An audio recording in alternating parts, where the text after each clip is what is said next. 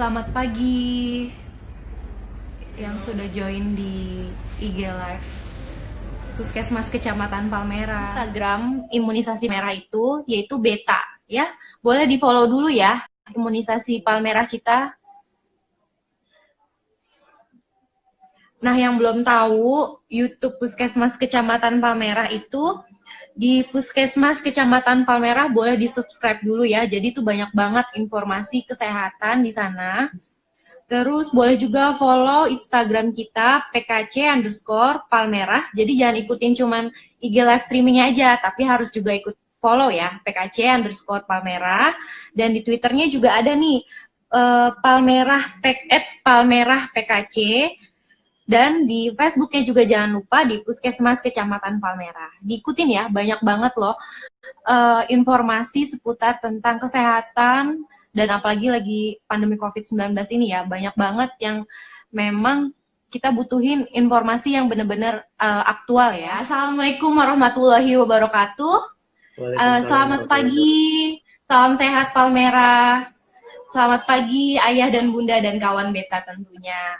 Sahabat Palmerah, kita mau bahas apa sih hari ini ya?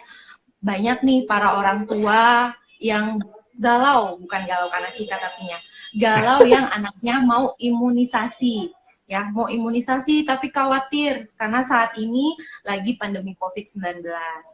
Nah, saya Bidan Gian akan berbincang-bincang dengan tentunya dengan dokter yang ahli di bidangnya. Beliau adalah dokter spesialis anak di salah satu rumah sakit di wilayah Tangerang. Kita sapa aja langsung Dokter Aulia Rahman. Selamat pagi dokter. Selamat pagi. Apa kabarnya dok? Baik, Dian. Selamat pagi Sobat Palmerah semuanya. Ya, saya dengan Dokter Silakan Aulia dok. Rahman. Dokter Aulia Rahman, Ya, dok. spesialis anak. Iya Saya dok. saat ini berpraktek di Rumah Sakit Hermina Tangerang. Ya, terima kasih kepada Puskesmas Palmerah dan Sobat Beta Palmerah ya. Iya betul dok, kawan beta dan sahabat Palmerah tentunya yang sedang ikut live streaming. Ya, jadi materi ini memang menarik dan penting untuk dibahas karena memang fase dunia saat ini sedang mengalami pandemi yang sama-sama kita ketahui di seluruh dunia mengalami problem yang sama. Namun pada saat fase atau masa pandemi seperti sekarang ini harus kita sikapi dengan baik dan benar, terutama untuk anak-anak kita untuk tetap sehat dan memang kedepannya juga tidak terkena penyakit COVID-19 dan juga penyakit yang memang pernah mewabah dan sudah ada vaksinnya bisa dicegah, jangan sampai kena ke anak kita. Intinya itu. Baik, seperti itu ya dok. Terkait dengan imunisasi ini sendiri, kita beranjak dari definisi dulu ya. Jadi definisi imunisasi itu adalah memberikan suatu zat biologis, baik berupa bakteri atau virus yang dimatikan, atau bakteri atau virus yang dilemahkan, yang diberikan kepada anak atau baby-baby kita, yang selanjutnya dengan kadar tertentu yang jelas sudah diperhatikan akan menimbulkan respon tubuh spesifik terhadap penyakit tersebut yang kita berikan vaksinnya. Jadi itu adalah definisi dari vaksinasi imunisasi yang memang harus kita pahami terlebih dahulu. Kemudian pentingnya imunisasi di masa pandemi itu karena memang kita bayangkan deh, saat ini COVID-19 satu penyakit yang belum ada vaksinnya, tapi dapat membuat wabah sedemikian besar. Ya, besar banget dok. Diberikan suatu katakanlah anugerah berupa keilmuan yang mana penyakit seperti COVID ini pernah terjadi di masa lampau dan sudah terdapat vaksinnya, sudah ditemukan vaksinnya. Harapannya fokus kita ke COVID-19 itu tidak mengabaikan penyakit-penyakit yang lain. jangan sampai COVID-19 nanti akan segera timbul vaksin, COVID-19 ini akan segera berakhir, selanjutnya atau kedepannya malah timbul wabah-wabah atau timbul pandemi-pandemi yang baru. Seperti itu. Oleh karena itu, cakupan vaksin harus tetap tinggi. Itu yang pertama. Yang kedua, manfaat dari imunisasi atau vaksin lengkap yang diberikan kepada anak atau baby-baby kita adalah, jadi imunisasi itu menimbulkan suatu respon imun yang spesifik, itu tadi seperti definisi. Tapi ada pengertian lain bahwa vaksin yang diberikan kepada anak kita, vaksin yang diberikan kepada baby-baby kita itu, dia akan menumbuhkan imunisasi, akan menimbulkan imunitas humoral, imunitas tubuh secara keseluruhan. Jadi memang itu dampaknya akan naik imunitas tubuh secara keseluruhan. Jadi kelengkapan vaksin, kelengkapan imunisasi itu akan meningkatkan tubuh terhadap antigen asing secara keseluruhan, walaupun tidak spesifik COVID. Walaupun tidak spesifik COVID, tapi imunitas tubuh anak atau baby kita akan meningkat. Sehingga naik ya, Dok.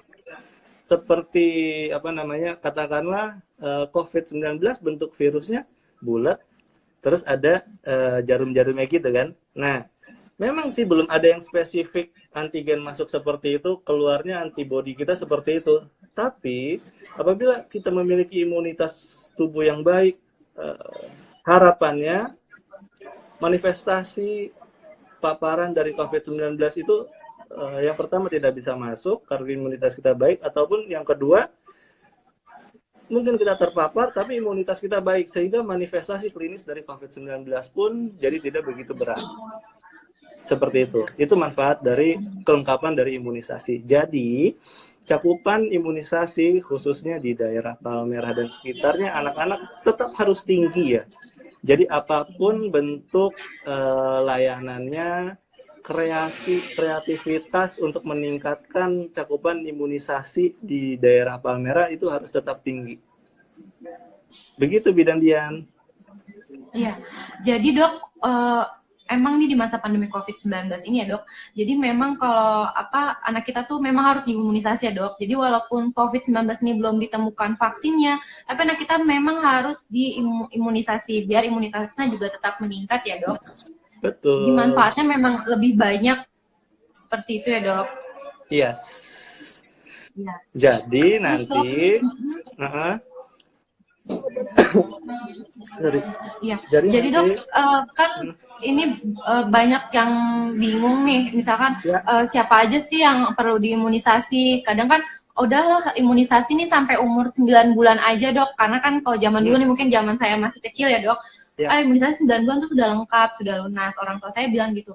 Tapi kan padahal di sekarang ini banyak banget nih penyakit yang berdatangan ya kan, banyak vaksin-vaksin juga baru Dok. Jadi siapa aja nih Dok yang perlu diimunisasi, sampai umur berapakah anak-anak kita diimunisasi?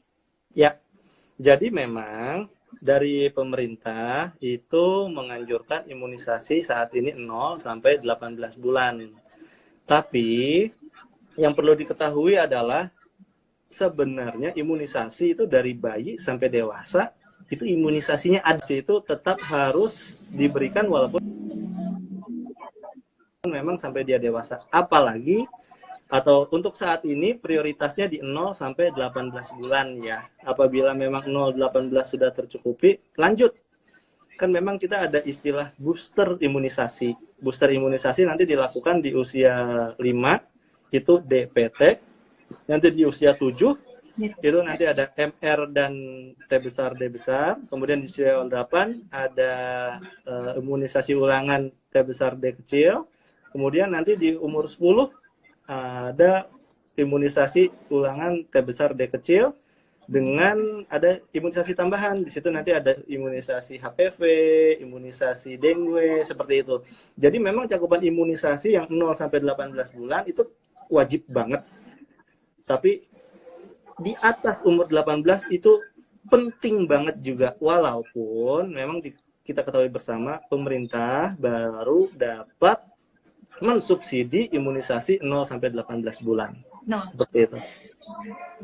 Ya dok, berarti memang 0 sampai 18 bulan ini bukan 9 Mm-hmm. bulan lagi ya dok, harus 0 Ya, sampai 18 bulan ini ya, memang harus benar-benar imunisasinya tuh istilahnya baru bilangnya lunas, lengkap ya. ya dok ya. Mm-hmm. Terus bisa nggak sih dok, kadang orang tua nanya, anak saya nih yang telat-telat nih imunisasinya, lebih dari 1 tahun baru mau diimunisasi yang lengkap ya, bukan lanjutan gitu dok, boleh nggak sih sebenarnya kita berikan dok? Betul. Untuk imunisasi sebenarnya apabila tidak memungkinkan selama-lamanya 2 minggu sampai 1 bulan itu batas maksimal untuk tetap diberikan sesuai jadwal. Namun apabila terlewat karena memang banyak faktor, memang untuk saat ini menjadikan masyarakat untuk datang ke fasilitas kesehatan, ada yang karena takut dan sebagainya, ada karena memang ya suasana ya banyak deh faktornya, macem-macem deh ya, kayak ekonomi dan sebagainya juga mempengaruhi.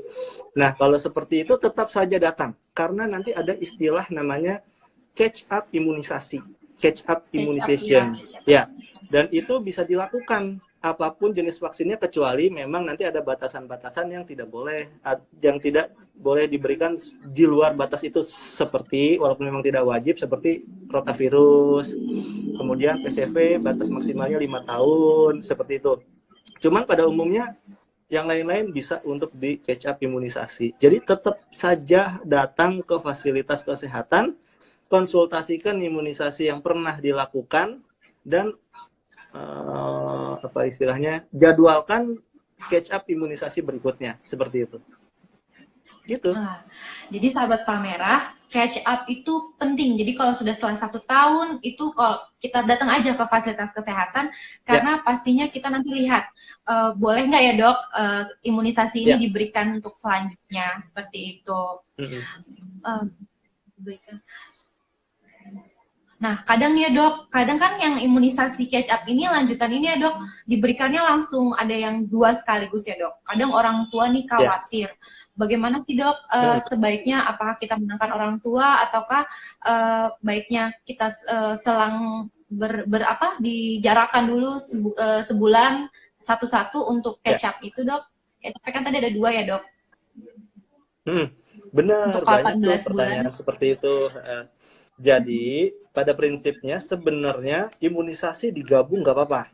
Bahkan sampai 10 imunisasi digabung diberikan pada satu waktu pun masih aman. Jadi nggak usah khawatir untuk pemberian imunisasi yang digabung. Apalagi masa pandemi ini. Ikatan Dokter Anak Indonesia juga merekomendasikan untuk vaksin-vaksin yang bisa digabung, boleh digabung. Namun catatannya, apabila telah diberikan satu vaksin pada satu waktu, itu jarak pemberian untuk vaksin berikutnya adalah 1 bulan. Jadi kalau misalnya kita kasih saat ini vaksin, kemudian nggak bisa nih seminggu lagi atau 2 minggu lagi, seminimal-minimalnya 1 bulan untuk diberikan vaksin yang berikutnya, seperti itu. Tapi memang belakangan gini. Tapi memang belakangan gini, kan memang beberapa ada vaksin yang selang-seling nih. Ada yang misalnya untuk imunisasi DPT ada yang memberikan 246, ada yang memberikan 234. Untuk yang memberikan 246 kan beberapa ada yang menyelingi di usia 3-nya itu pemberian vaksin PCV. Nah, jadi PCV-nya itu digabung di usia 2 bulan bersama dengan DPT, HIV, hepatitis B, polio, dan rotavirus. Kemudian nanti kontrolnya setiap 2 bulan. Itu lebih baik karena memang frekuensi datang kita ke fasilitas kesehatan jadi bisa lebih berkurang. Tapi cakupan imunisasinya tetap penuh, tetap tidak ada yang terlewat, seperti itu. Jadi hal-hal seperti itu sebenarnya bisa Ikatan Dokter Anak Indonesia sendiri juga sudah mengeluarkan rekomendasi dan memang itu bisa dipraktekkan seperti itu. Ya, berarti imunisasi yang digabung-gabungkan itu jangan bikin khawatir para ayah dan bunda ya dok ya, memang tidak apa-apa. Sampai 10 vaksin pun sebenarnya nggak apa-apa, yang penting untuk jarak imunisasi selanjutnya itu sebulan. Tapi dok, selain para orang tua nih khawatir, kadang selain khawatirnya disuntiknya sampai 2 kali atau kok banyak banget Mm-mm. imunisasinya, itu pas mau datang imunisasi tuh kadang anaknya lagi flu terus atau lagi pilek. Sebenarnya hal-hal tersebut Ya. tuh apa ya dok, kondisi apa sih yang tidak boleh diimunisasi nih sebenarnya anak kita? Ya, betul. Ini juga pertanyaan yang sering dilontarkan oleh para mami and mami baby-baby. Jadi, memang kondisi anak harus dalam keadaan sehat. Yang pertama, tidak boleh sedang demam. Kemudian juga apabila memang babynya batuk, pilek, diperiksakan dulu. Nanti batuk pileknya nanti akan didiagnosis apakah memang ini bentuk suatu manifestasi infeksi atau memang manifestasi yang lain seperti alergi. Kalau memang bentuknya adalah suatu manifestasi infeksi, ya memang kita harus tata laksana dulu demamnya, batuknya, pileknya, apabila ada keluhan lain mencret dan sebagainya, itu harus ditata laksana dulu infeksinya. Kemudian juga hal-hal lain, tapi ini tidak umum sih, apabila memang sedang mengkonsumsi obat steroid dosis tinggi dengan jangka lama, kemudian juga kondisi penyakit penyertanya saat ini sedang akut seperti itu juga kita tunda untuk dilakukan imunisasi. Tapi itu kondisi yang jarang, bahkan sangat jarang. Jadi pada umumnya imunisasi itu sebenarnya tidak ada alasan untuk terlambat dalam kondisi apapun. Seperti itu. Nah, berarti kondisinya kalau anak kita lagi demam atau panas, memang harusnya ditunggu dulu ya dok. Kita lihat manifestasinya tuh Ya. Jangan sampai demam atau sakit ya dok ya. Intinya harus sehat, Ya. dalam keadaan sehat saat Betul. imunisasi. Tuh, seperti itu ya dok. Nah, waktu ideal untuk imunisasi itu kan tadi dokter juga bilang ya, nggak ada tuh alasan untuk sebenarnya telat-telat ya. Jadi waktu ideal untuk imunisasi itu untuk anak bayi dan balita tuh kapan-kapan aja ya dok sebenarnya? Oke. Waktu ideal untuk diberikan imunisasi itu sebenarnya sesuai dengan usianya. Karena memang penelitiannya sudah ada terkait dengan antibodi maternal yang memang sudah dimiliki ibu transplasental masuk ke baby. Seperti contoh misalnya campak atau MR usia 9 bulan nih. Kenapa sih diberikan 9 bulan? Ya karena pada usia 0 sampai 9 bulan kadar atau antibodi campak atau MR dari maternal atau dari ibu ke anaknya masih cukup tinggi. Artinya masih cukup untuk memberikan imunitas spesifik terhadap penyakit tersebut. Oleh karena itu diberikan usia saat 9 bulan. Begitupun imunisasi-imunisasi yang lain. Alasan kedua yaitu penyeragaman. Artinya harapannya memang usia tersebut memiliki imunitas yang terhadap antibodi spesifik yang sama. Itu deh, itu waktu-waktunya. Dan juga prinsipnya adalah pemberian imunisasi kan nggak cuma sekali nih. Beberapa imunisasi memang harus di booster. Dan memang boosternya itu juga sama terkait dengan waktu-waktu tertentu. Itu kenapa sih? Dan memang ada apa sih sehingga ada suatu bentuk tata laksana dari teori tersebut. Jadi kadar imunisasi itu kadar vaksin dalam tubuh pertama kali diberikan ya harapannya katakanlah naik nih tinggi. Kemudian pada satu waktu tertentu dia akan turun dulu kadar vaksinnya di dalam darah. Sehingga pada saat turun itu kita harus booster supaya itu vaksin naik lagi. Sampai ada vaksin yang memang beberapa kali kita booster karena memang dia akan turun dulu, kita booster naik lagi, turun lagi, kita booster naik lagi, turun lagi, kita booster naik lagi sampai memang nanti kadarnya paling optimal di tubuh. Oleh karena itu pemberian vaksin sebisa mungkin harus tepat waktu dan memang tidak tertinggal. Seperti itu. Jadi ayah bunda ya, pemberian imunisasi vaksin sampai 18 bulan itu adalah imunisasi yang optimal ya dok ya. Harus 18 bulan tuh yang manfaatnya yang paling penting juga ya dok. Jangan sampai ketinggalan ya dok. Sambil kita bacain, ada juga dok sekalian ada pertanyaan nih dari sahabat Palmerah. Kalau udah lewat usia 18 bulan dok, belum imunisasi booster DPT combo dan MR itu bisa ditunggu nggak sih dok sampai umur berapa ya dok? Sebenarnya kalau kita istilah kata menunggu, sebenarnya sih secepat mungkin bisa divaksin. Karena memang kita nggak tahu anak kita terpapar dengan penyakit tersebut kapan.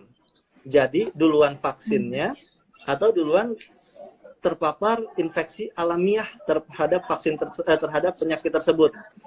Jadi prinsipnya misalnya nih, katakanlah tadi DPT sama campak. Nah, misalnya kita memberikan virus campak ke dalam tubuh kita, ke dalam tubuh anak kita dengan dosis atau dengan kadar tertentu, tapi menimbulkan antibodi yang baik terhadap penyakit campak tersebut dibandingkan dengan paparan virus campak alamiah yang mana kita nggak tahu seberapa banyak virus campak yang masuk ke dalam tubuh dan seberapa kuat imunitas dari baby kita. Sehingga apabila kita berikan imunisasi, harapannya nanti setelah pemberian vaksin campak, imunitas spesifik terhadap penyakit campak kita udah ada. Jadi pada saat kita kena campak, imunitas spesifiknya udah ada. Dibandingkan kita kalau kita kena virus campak alamiah, kita juga bakal punya sih imunitas spesifik terhadap sakit campak tersebut, bakal punya. Tapi efek yang ditimbulkan dari vaksin campak itu nggak kira-kira.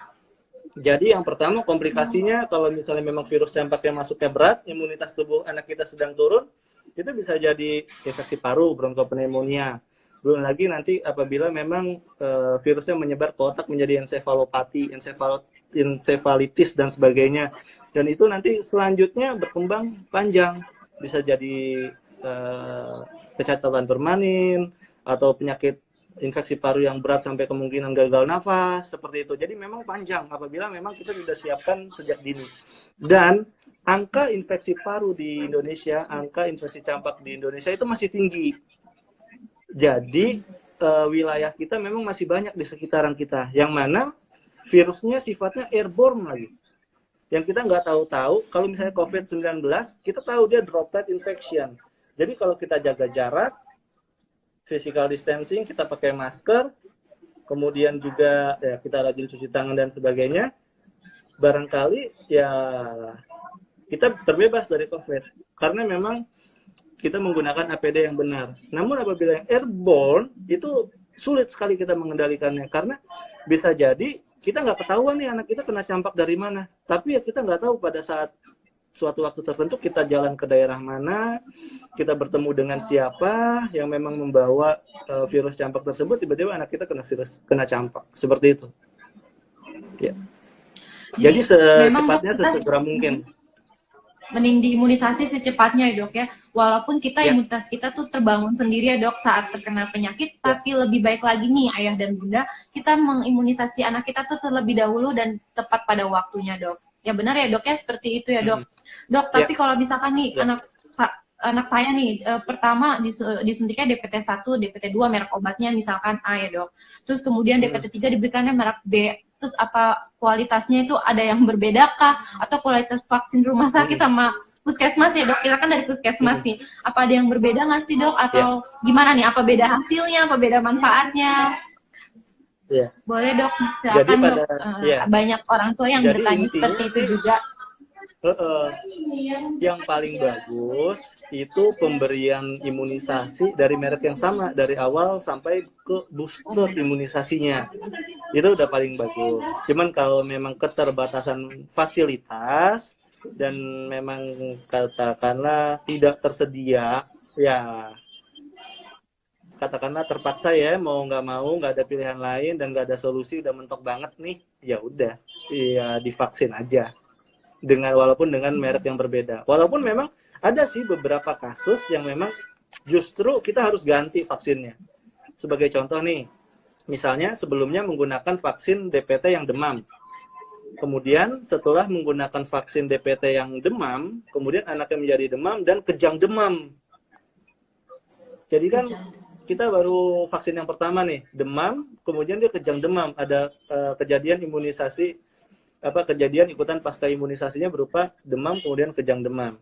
Kemudian mungkin nanti di booster yang kedua, kita bisa lakukan imunisasi dengan imunisasi yang memang kemungkinan menyebabkan demamnya lebih rendah.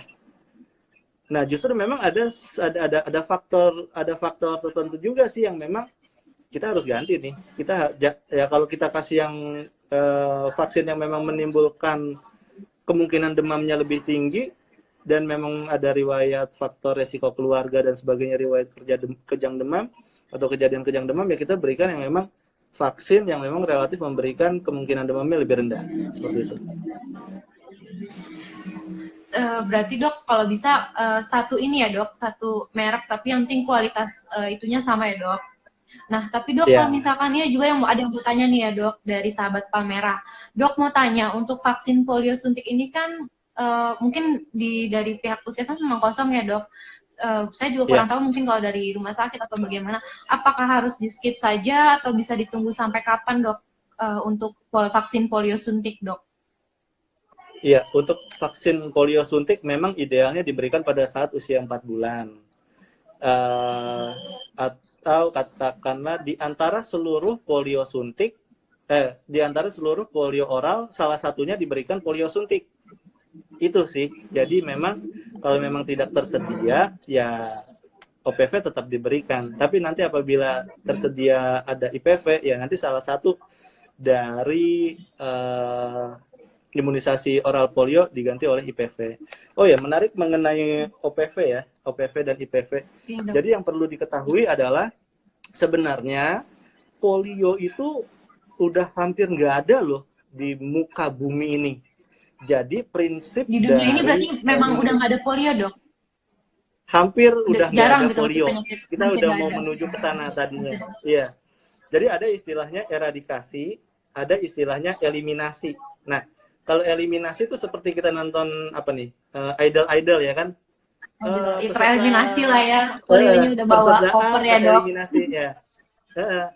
Jadi orangnya memang sudah tereliminasi dari panggung tersebut, tapi dia masih hidup di bumi, ya kan? Tereliminasi tapi dia masih ada di bumi. Begitupun vaksin, ada istilahnya vaksin itu eliminasi si virus tersebut. Ya, kita berikan vaksin pada awalnya itu adalah nggak apa-apa, maksudnya virusnya atau bakterinya di bumi masih ada, tapi seluruh manusia di bumi udah kebal terhadap penyakit tersebut. Ngerti ya istilah yang pertama, eliminasi. Virusnya masih ada, tapi semua orang sudah imun terhadap penyakit tersebut. Itu eliminasi. Nah, tahapan berikutnya dari eliminasi adalah eradikasi. Eradikasi itu benar-benar menghilangkan seluruh virus itu di muka bumi. Nah, polio, kenapa dari OPV jadi IPV? Kalau kita tetesin polio, itu kan polionya masuk lewat mulut, bisa keluar lewat feses. Jadi artinya bayi tersebut kebal terhadap polio, tapi virus polionya masih ada di muka bumi karena memang keluar lewat feses. Oleh karena itu, dari eliminasi polio, kita mau ke ERAPO, eradikasi polio. Makanya dari OPV tetes oral diganti yang suntik. Artinya kalau misalnya diganti yang suntik, itu virus polionya setelah masuk tubuh memberikan kekebalan, tapi udah nggak kemana-mana lagi. Nah itu harapannya nanti semua vaksin kayak gitu. Semua vaksin memberikan dampak imunitas dan juga nanti pada akhirnya virusnya udah nggak ada di muka bumi. Makanya tolong bantu program dari Ikatan Dokter Anak Indonesia dan pemerintah Kemenkes dan WHO bentuknya untuk meningkatkan cakupan vaksin. Harapannya kalau cakupan vaksin meningkat, baby-baby kita kebal terhadap virus tersebut dan juga terakhir si virusnya udah nggak ada di muka bumi. Seperti itu. Ya, berarti sebenarnya polio ini udah eliminasi dan sekarang sudah masanya eradikasi ya dok. Jadi seharusnya udah nggak ada nih polio ya dok. Betul. Jadi moms Harusnya. ya, Tapi ayah dan kemarin timbul bunda lagi saat kasusnya. Mm-mm. ada kasusnya lagi ya dok. Mudah-mudahan sih dok, mudah-mudahan sih kasusnya jangan sampai ada lagi ya, karena ini udah kita lihat udah nggak ada kan polio di muka bumi ini, walaupun masih ada kasusnya satu atau dua tiga muncul ya dok. Nah dari selain ini dok, efek samping imunisasi dok, kan kadang nih orang tua juga ada yang takut nih kalau habis imunisasi anak saya panas nih bu, saya nggak mau imunisasi anak saya. Terus tiba-tiba anak saya kemarin habis disuntik BCG nih melendung, bentol gitu. Kok bisa gitu sih, saya nggak mau lagi lah besok imunisasi anak. Gimana nih dok efek samping sebenarnya dari imunisasi sama penanganannya biar ayah dan bunda tuh nggak takut kalau mau imunisasi seperti itu dok. Ya, kejadian ikutan pasca imunisasi itu setiap imunisasi berpotensi untuk menimbulkan KIPI istilahnya. Hanya saja setiap kejadian ikutan pasca imunisasi tata laksananya semuanya sudah ada. Tata laksananya semuanya sudah sama di Indonesia maupun di seluruh dunia. Jadi apabila nanti demam, tata laksananya bagaimana? Kalau misalnya BCG, kalau BCG jadi belendung, jadi nanti keluar air, ya itu memang imunisasinya berarti good, imunisasinya berarti mantul, mantap betul. Jadi memang penyuntikannya benar dan memang respon alamiahnya bentuknya seperti itu. Jadi nggak usah khawatir. Kemudian kejadian ikutan pasca imunisasi yang dilaporkan itu sebenarnya kita harus saring beritanya. Jangan-jangan misalnya nih, setelah diimunisasi, disuntik di paha, kemudian dia jadi patah tulang. Hah, kok bisa?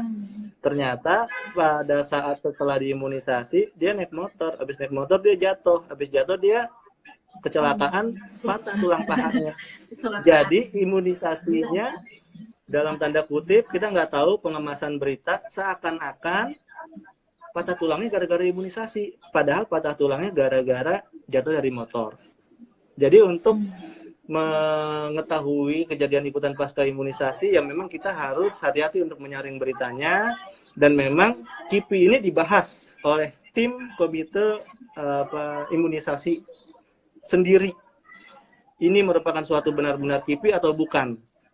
Dan itu memang rutin dibahas. Jadi memang tidak serta-merta semua kejadian yang memang setelah imunisasi itu dikatakan KIPI. Dan itu memang laporannya masuk, kemudian dibahas, kemudian nanti ditentukan gradingnya. Nah itu yang memang, sejauh pemantauan dari komite imunisasi, tim khusus Satgas Imunisasi, itu memang seluruh vaksin yang memang beredar sekarang sudah aman. Dan memang sejauh ini laporannya juga bukan menunjukkan sesuatu yang memang benar-benar serius dan memang vaksin ini sampai ditarik seperti itu nggak ada. Jadi memang sejauh ini memang vaksin aman. Jadi vaksin selama ini ya sahabat Palmera, ayah dan bunda, termasuk vaksin yang dikeluarkan pasti aman ya dok ya. Efek sampingnya juga hampir jarang ada yang sampai serius seperti itu. Nah tapi walaupun kekhawatiran ayah dan bunda nih masih khawatir juga nih dok, apalagi sekarang nih masa pandemi COVID-19 yang dari termasuk di tema kita hari ini di live IG, itu gimana nih dok? Boleh nggak sih tips dan sharing nih? Banyak yang bertanya kalau anak bayi dan balita kita nih kalau kita ajak ke rumah sakit takutnya terpapar COVID-19, misalkan nanti nggak diimunisasi takut mudah terkena penyakit. Boleh nggak sih sharing tips imunisasinya nih dok saat masa pandemi ini? Yang pertama, kalau di rumah sakit itu cari rumah sakit yang memang sudah menerapkan alur tata laksana pasien COVID-19 yang benar. Artinya, di setiap rumah sakit sebenarnya dan seharusnya juga sudah menentukan alur. Jadi pada saat masuk, itu ada triase dulu. Ini pasien COVID atau non-COVID. Apabila memang pasien masuk curiga ke arah COVID, alurnya beda sendiri. Jadi memang alurnya tidak akan sama alur pasien COVID dan alur pasien non-COVID. Yang pertama itu. Yang kedua, setelah bicara alur dan triase, selanjutnya adalah cari rumah sakit yang memang tenaga kesehatan, baik dokter, perawat, dan sebagainya, itu menggunakan APD lengkap. Yang ketiga, sesuaikan jadwal kedatangan ayah bunda membawa babynya ke rumah sakit sesuai dengan jadwal dokter sehingga tidak menunggu lama. Apabila memang memungkinkan, janjian waktunya harus datang jam berapa. Kemudian anak di atas 2 tahun itu menggunakan masker. Apabila memang memungkinkan, anak di bawah 2 tahun menggunakan face shield. Selanjutnya tetap jaga jarak, sering cuci tangan, dan juga bagi tugas. Kalau datang berdua ke rumah sakit ayah dan ibu, bagi tugas. Misalnya ibunya gendong baby, nah ayahnya yang bertugas katakanlah memencet tombol lift, kemudian membuka gagang pintu, kemudian daftar di pendaftaran administrasi, tapi ibunya tetap pegang baby, jadi ibunya nggak nyentuh apapun. Jadi bagi tugas sama si ayahnya, seperti itu. Kemudian juga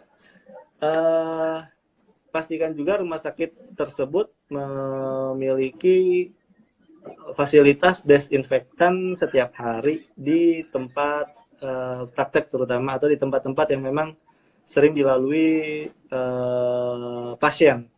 Nah, kalau misalnya protokol-protokol kesehatan seperti itu sudah dilaksanakan, umumnya aman kok. Umumnya aman. Jadi memang jangan sampai malah kebalikannya, kita takut ke rumah sakit, kita nggak kena COVID, tapi kita kena penyakit yang lain karena tidak diimunisasi. Dan pentingnya 0-18 bulan adalah perlu diketahui bahwa 1000 hari pertama kehidupan itu fase yang paling penting, fase sinaptogenesis dan sebagainya, yang paling memang tumbuh kembang anak harus tercapai semuanya, baik dari berat badan, tinggi badan, perkembangan sesuai umur, itu harus tercapai semuanya, dan itu akan dikonsultasikan, akan dievaluasi pada saat setiap vaksin biasanya, pada saat setiap waktu imunisasi. Jadi tetap harus rutin imunisasi gitu. Nah, ayah bunda, jadi di Puskesmas Kecamatan Palmerah juga nih dok, insya Allah udah menjalankan protokol kesehatan yang sama sesuai dokter jelasin tadi dok. Jadi mudah-mudahan ayah dan bunda sahabat Palmerah tidak takut lagi untuk imunisasi anaknya ya, karena Puskesmas Kecamatan Palmerah nih benar-benar menjalankan protokol kesehatan sesuai yang tadi dokter Aulia juga jelaskan. Seperti itu. Betul. Ada lagi nih dok, udah mau tanya mungkin. Sebentar dok. Oh jadi ya dok, pokoknya anak kita pas mau, ya dok. Dari Halo? Puskesmas Palmerah itu ya, dok? Imunisasi yang imunisasi keliling gitu dilakukan nggak sih? Imunisasi keliling kita yang kayak jemput bola kita gitu.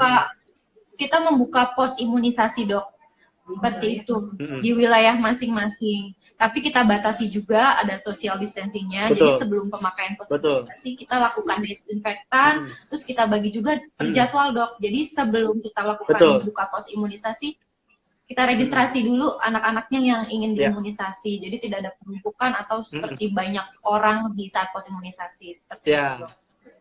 Ya. Kalau memang memungkinkan dan mampu laksana, kita jemput bola itu bagus sih. Cuman memang benar-benar harus dipantau ketat protokol kesehatannya. Intinya sih kegiatan imunisasi kan baik, tapi jangan sampai ditimpangi oleh sesuatu yang memang malah jadi kebalikannya gitu. Ya, baik dok. Jadi memang protokolnya anak kita kalau kita mau bawa ke puskesmas atau ke rumah sakit itu ya dok, pakai masker atau bisa mungkin pakai face shield. Terus kita bagi tugas kepada ayah dan ibu ya, yang ibunya pegang anaknya aja, nggak boleh pegang apapun nih ayah dan bunda ya, sahabat Palmerah. Nanti ayahnya yang register, yang bawa buku anaknya atau yang membuka pintu saat masuk ke poli dokternya, seperti itu. Jadi paparannya jadi lebih tidak terlalu terpapar sama yang terlalu beresiko ya dok ya. Itu dok. Mungkin dok ada lagi dok yang mau ditambahkan dok untuk imunisasi untuk ayah dan bunda di rumah nih, tips-tipsnya lah untuk imunisasi nih biar tetap semangat buat memberikan anaknya imunisasi biar anak kita semuanya sehat semua dok. Iya, jadi perlu diketahui juga bahwa cakupan imunisasi di negara-negara Arab, negara-negara yang memang katakanlah beberapa dari kita ada yang mengatakan imunisasi itu haram. Imunisasi itu tidak sesuai dengan ajaran Islam, seperti itu. Tapi perlu diketahui bahwa negara-negara yang mayoritas Islam pun justru cakupan imunisasinya tinggi, di atas 90%. Kemudian juga ya memang sertifikasi dari vaksin tersebut di negara yang mayoritas muslim tersebut juga kan pasti sudah di katakanlah sudah dilewat dari proses-proses keuntungan, kerugian, pertimbangan-pertimbangan secara syariah Islamnya kan juga pasti sudah dilakukan suatu kajian khusus dan memang diperbolehkan dan memang cakupan imunisasinya tinggi ternyata. Jadi justru jangan kebalikannya di Indonesia yang katakanlah memang malah menganggap hal-hal tersebut sesuatu yang tidak boleh dalam ajaran Islam, padahal boleh, padahal dan memang wajib seperti itu. Dan perlu diketahui ya ketua Ikatan Dokter Anak Indonesia adalah ketua dokter anak se-Asia Pasifik. Artinya memang beliau menghimbau atau memberikan anjuran dan sebagainya untuk meningkatkan seluruh cakupan imunisasi bukan di Indonesia saja. Dan memang beliau memang katakanlah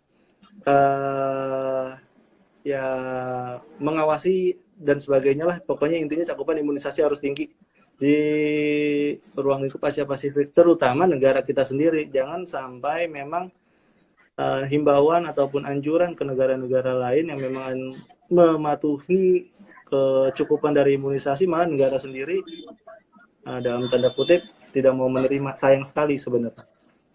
Seperti itu sih. Jadi tidak ada alasan untuk tidak diimunisasi. Nah, ya dan Bunda tidak ada alasan lagi nih dari penjelasannya Dokter Aul ya, udah lengkap banget nih dari A sampai Z, apalagi di masa pandemi COVID-19 ini dikasih tips dan triknya sama Dokter Aulia ya Dok ya. Semoga kita semua dalam keadaan sehat. Terima kasih ya Dokter atas waktunya, telah berkenan sharing dan berbincang bersama di IG Live Puskesmas Kecamatan Palmerah. Mohon maaf jika ada yang kata-kata yang kurang ya Dok. Mungkin kita mau tutup dulu IG Live ini. Terima kasih Ayah dan Bunda dan sahabat Palmerah yang sudah melihat dan menyaksikan IG Live Puskesmas Kecamatan Palmerah. Jika ada jarum yang patah, jangan simpan dalam peti. Jika ada kata yang salah, jangan simpan dalam hati. Ke pasar beli terasi, pulangnya naik pesawat. Jangan lupa imunisasi biar tubuh menjadi sehat. Sayangi buah hati Anda, pastikan mereka mendapatkan imunisasi lengkap. Baik ya Dokter, terima kasih banyak. Saya Dian Fitriani. Sampai jumpa lagi Dok. Mungkin jangan sampai lupa nanti kalau ketemu Dokter Aul, mungkin salam sapa semuanya ya. Terima kasih semuanya. Assalamualaikum warahmatullahi wabarakatuh. Waalaikumsalam warahmatullahi wabarakatuh.